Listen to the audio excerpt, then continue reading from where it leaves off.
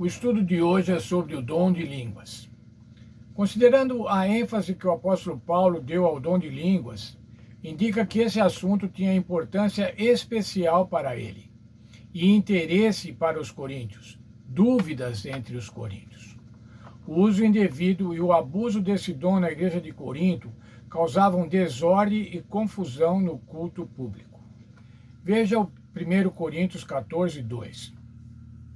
Pois quem fala em outra língua não fala a homens, senão a Deus, visto que ninguém entende, e em espírito fala mistérios. Aqui ele estava tratando de língua estranha. Línguas que eram faladas por alguns dos membros, mas que ninguém entendia. Eles não tinham utilidade para a igreja, visto que ninguém entende.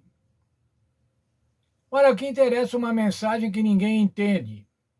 Era isso que acontecia com o dom de línguas, com certos aspectos do dom de línguas. Veja 1 Coríntios 14, verso 5. Eu quisera que vós todos falassem em outras línguas, muito mais, porém, que profetizasseis. Pois quem profetiza é superior ao que fala em outras línguas, salvo se as interpretar, para que a igreja receba edificação. Tá bom, tem o dom de línguas, mas o dom de línguas só funciona se tiver um intérprete. Se tiver um intérprete, como diz o texto, ele funciona para a edificação.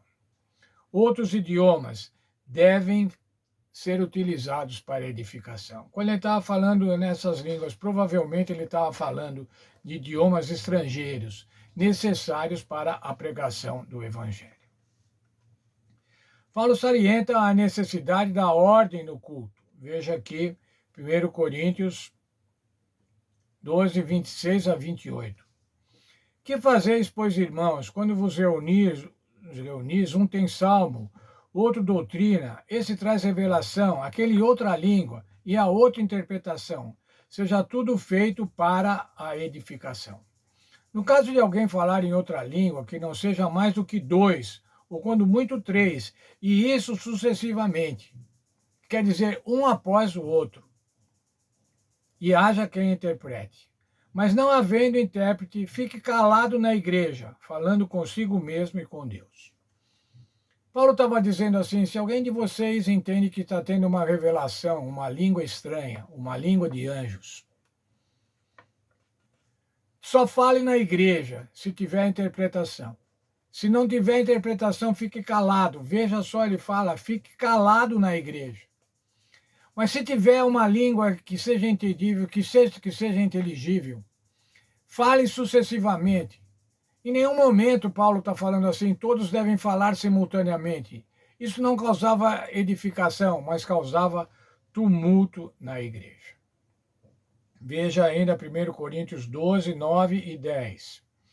Assim vós, se com a língua não disserdes palavra compreensível, como se entenderá o que dizeis? Porque estareis como se estivessem falando ao ar.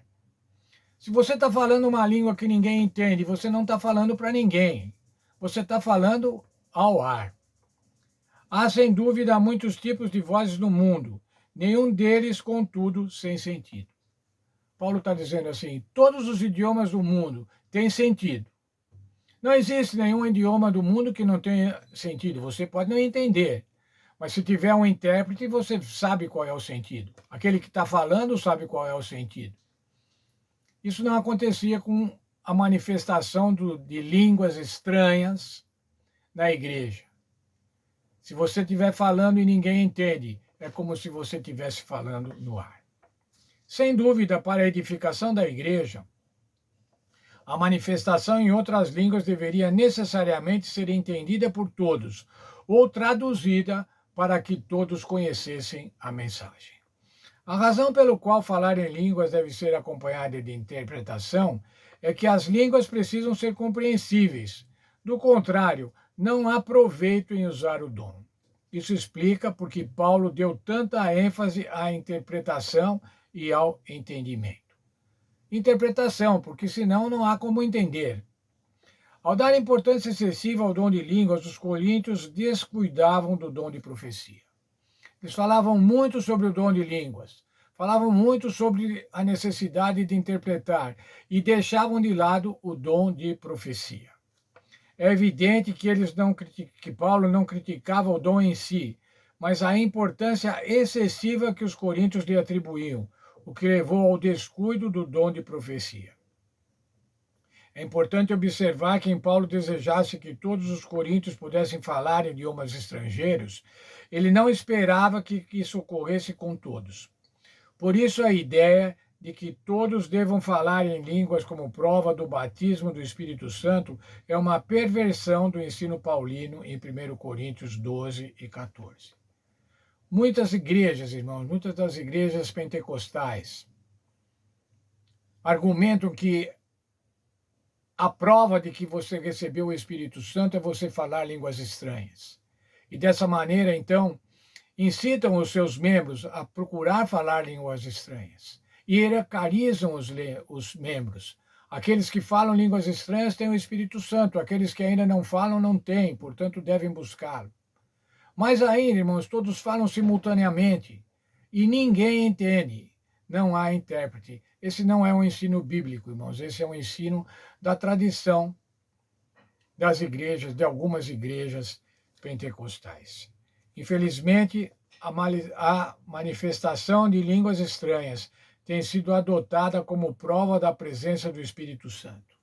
Tem sido colocada como a prova do batismo do Espírito Santo. Se você não falar línguas estranhas, você não recebeu o Espírito Santo. E tem assim hierarquizado os crentes. Há crentes que receberam o Espírito Santo e, portanto, falam línguas estranhas. Outros que não falam, é porque ainda não receberam o Espírito Santo.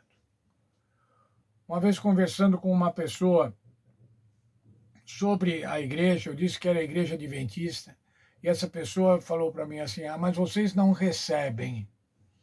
E ela estava querendo dizer assim, vocês não recebem o Espírito Santo. Por quê que ela achava isso? Porque nós não manifestamos, irmãos, na nossa igreja, na nossa prática religiosa. Nós não manifestamos línguas estranhas. Agora eu diria o seguinte, se é para questão de línguas, nós manifestamos a presença do Espírito Santo nas línguas estrangeiras que os nossos missionários aprendem, as mais diversas, em diversos lugares do mundo. Entretanto, irmãos, uma língua estranha não serve de edificação da igreja. Uma língua estranha só serve para hierarquizar os irmãos, para tornar alguns melhores do que os outros, alguns ainda pobres de espírito, que não vão poder, parcos de espírito, que não vão poder ser utilizados na igreja.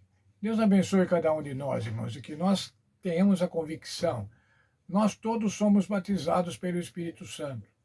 Não é a manifestação de línguas estranhas que vai demonstrar isso, mas o que vai demonstrar isso é o nosso amor uns pelos outros. O que vai demonstrar isso é o desempenho de cada um dos dons espirituais. Que Deus esteja com cada um de nós, que nós estejamos certos. Quando aceitamos o Senhor Jesus Cristo e fomos batizados, recebemos o Espírito Santo.